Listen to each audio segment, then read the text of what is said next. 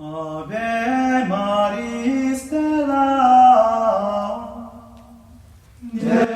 Hello and welcome back to Vatican II in a Year.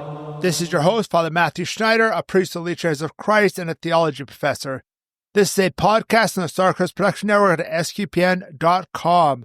Today we are on day 113 and we are covering Unitatis Redintegratio 13. I love when those kind of numbers line up like that. I didn't do that too much intentionally, but that's what happens. It's on different historical divisions. Today's going to be a little short of the text. It's kind of odd how it's formatted. This is the only paragraph in this subsection. So if you want to follow along, we have a reading plan and more details at sqpn.com/Vatican and frmatthewlc.com/Vatican. Yesterday, we talked about the need to teach other Christians' teachings accurately, express our own in truth and charity, and cooperate with other Christians. Today, we're starting chapter 3, Church and Ecclesial Communities, separated from the Roman Apostolic See. Today, we're really going to talk about one of those two big divisions, the Orthodox and the Protestants, right? And how they're different, and we approach them differently. So, paragraph 13 is only paragraph.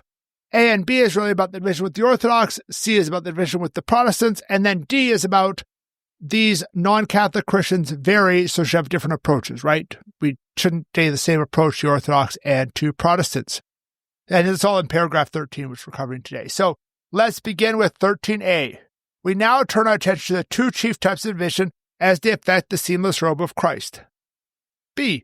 The first division occurred in the East when the dogmatic formulae of the Council of Ephesus and Chalcedon were challenged, and later when ecclesiastic communion between the Eastern Patriarchs and the Roman See was dissolved.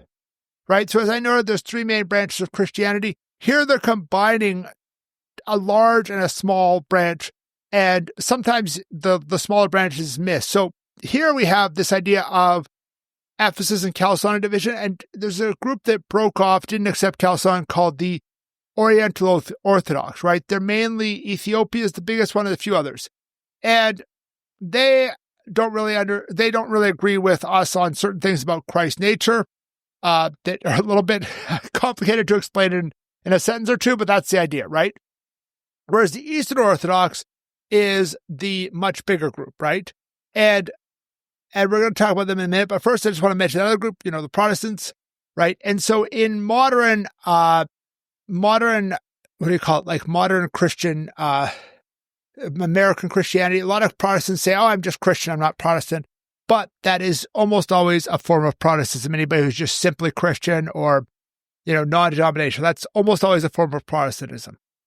I don't know about anyone that isn't. So the Orthodox, Eastern Orthodox, broke off in 1054. So what happened is that in the West, in Spain and France and such, the idea of adding the term, the filioque, right, and the Son, to the Holy Spirit proceeds from the Father and the Son, to the Creed was started out in Spain and France and spread to the entire Western Church. And that was not accepted by everybody in the East. The East said no. There were some issues, there's issues about like language and things like that. And really, the debate is about papal authority, right? Is the Pope the first among the equals of the patriarchs, or is the Pope the first, kind of? So, and that's really the main division, right? And then, so we're going to move on to 13c, talking about the division with the Protestants, right? So let's read it. Other divisions arose more than 4 centuries later in the West, stemming from the events which are usually referred to as the Reformation. As a result, many communities, national or confessional, were separated from the Roman See. Among those in which the Catholic tradition and institutions in part continue to exist, the Anglican Communion occupies a special place. So the Protestant Reformation has a pretty clear start date in 1517 when Martin Luther posted the 95 Theses to the door of the Wittenberg Cathedral. The exact end of when it is debated. A lot of put it with the 30 Years' War in the early 1600s or things like that. Some put it earlier, some put it later. But just think of it like, a several generation period after that, right? And it wasn't that the Catholic Church was perfect beforehand. We should admit that some of the things like how they were going about indulgences, how some people were preaching it as if it's like buy your way into heaven. That's not how indulgences work, by the way. But that's how some preached at that time trying to drum up more money, and that was really problematic. And you'll note that the Vatican and the Church is very specific not to call these churches. They'll call the Orthodox and the Oriental Orthodox churches, but these are not churches. Why? Because they have no valid holy orders, they have no valid Eucharist, and those are essential things for being called the Church. And here there are different national groups based on nationality or based on specific doctrine, right? So there's still many national churches in Europe. It's too dependent. The part of the problem is then they become dependent on the church, on the state, and the state can change the doctrine, and you end up with like the state above the church, and the church just being, like a cultural thing, right? You look at something, the national churches, especially in like the Nordic countries, they're very much just a veneer of Christianity on whatever the culture decides at the moment.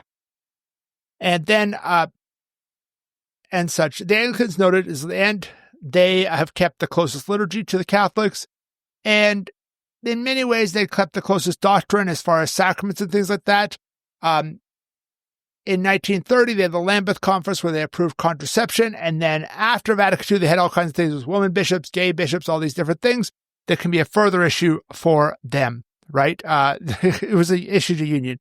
But the Church has a special place for them because they are close in that sacramental theology. Now, moving on to 13D, these non-Catholic Christians very interested to have different approaches because they're different, right? So let's read it. These various divisions differ greatly from one another, but not only by reason of their origin, place, and time, but especially in the nature and the seriousness of questions bearing on the faith and the structure of the Church. Therefore, without minimizing the differences between the various Christian bodies, or without overlooking the bonds between them which exist in spite of divisions, this Holy Council decides to propose the following considerations for prudent ecumenical action, right? So this is just saying, hey, these are different, the Protestants, the Orthodox, so we need to proceed differently, right?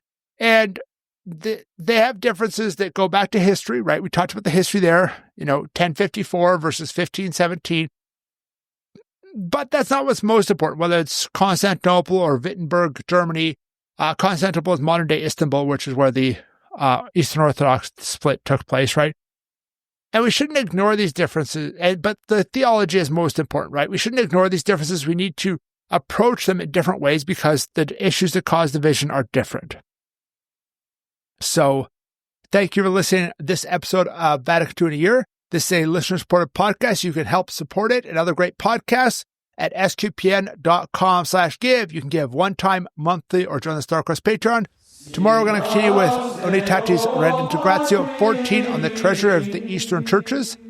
Please join us then to learn more about Vatican II, which will provide a blueprint for the Catholic Church. If you want more information on this podcast, like playlists for individual documents and a reading plan, go to sqpn.com/Vatican, frmatthewlc.com/Vatican, or Vatican SQPN on Facebook or X. Amen.